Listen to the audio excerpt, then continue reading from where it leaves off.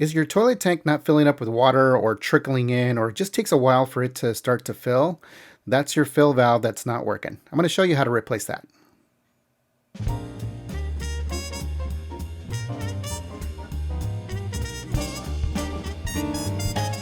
Hello everybody and welcome to the Weekend Honey-Do List. So we're replacing the fill valve. It cost about 12 bucks and I'll have a link below. So the first thing we want to do is turn off the water and then flush the toilet to try to empty the tank. I'm going to use a sponge to remove all the excess water from the bottom and just put it right inside the toilet. Once you've done that, we're going to go ahead and disconnect our water line.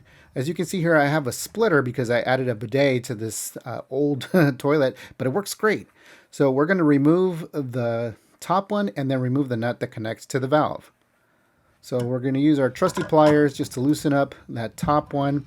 That one is to that splitter that goes to our water line, and that easily unscrews. And then we're going to use those trusty pliers again to remove that nut for the fill valve that's above it. Just a couple of turns to the left. Lefty-loosey. Righty-tighty, lefty-loosey. So we go left, and then we unscrew it all the way out. Once that's done, I'm just going to go ahead and remove the little hose that puts the water in, and easy to disconnect. It's an old connection, and then that just pops right out. You can see it's a little bit warped. So now I'm going to go ahead and clean the base of that, so that way when we put the new one, it's a nice seal. Okay. So as we take apart and open up our new parts, it comes with the little accessories and then the main fill valve. The thing I like about this one, it's got that brass fitting on the bottom, but it's not a big deal if it's the plastic ones. This one, you can see you have an adjustment knob, so that way your bobber, when it pushes it up, you can adjust that. It's got the seal on the bottom. It's got a torque, so you can make it bigger, longer, taller to fit in your tank. And you can see the hose connector right there.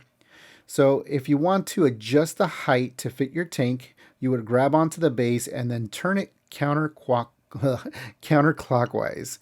As you turn it counterclockwise, it'll start to spin, and that way it'll gradually increase in size so you can adjust it. The idea is to probably put it in the same height as the old one, so that seemed to work before, and it's kind of keeping it under the line, under that level where you put your where you flush the toilet, and that way it'll be secure. It does come with a brand new tubing, so that way you can use that instead of the old one. It also comes with an additional little washer, and it comes with the nut that goes on the bottom. It looks like another nut for the water valve. I don't know why that's attached there. And it's got a little clip. So if you have a tube, you can clip it on the side.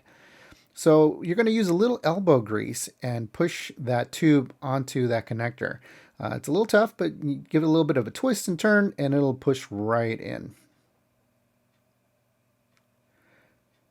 We're going to do the same thing to the other side. If we add on that clip, it's got the same kind of lip, and you connect it, push it right through. Little twist, and goes on. And a little elbow grease. And you can see on the bottom, it got that nut that connects to the brass fitting. So we're going to go ahead and put that back in. Now, the little hose connection, this clip, if there was no, that little special lip that's on there, some of them don't have that, and you can just clip it on the side.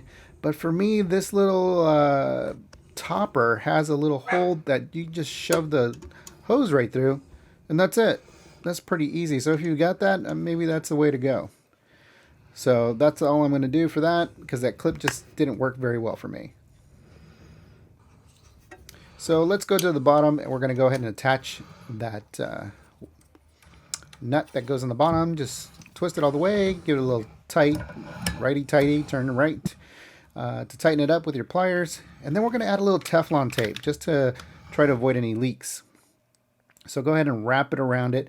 You want to do it counterclockwise usually, so that way when you twist on the valve, it just cinches it in right correctly. I think I did it backwards on this one, but still works. So go ahead and put that back on there.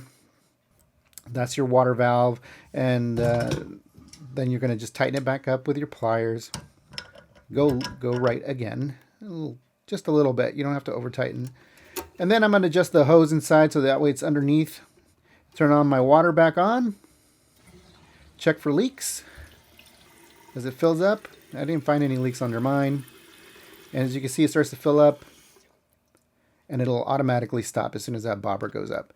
You can always adjust the height if it's not enough water or it's too much water just by twisting that little turn. But works great. Seems to shut off on and off just by moving the lever. Fills back up. Ready to go. Thanks for watching the Weekend Honeydew List. We hope you enjoyed this video. If you did, give us a thumbs up. And if you like what we do, subscribe to our channel. If you have any questions or comments, leave them below and I'll try to get back to you. Thanks again for watching, and we'll see you next time.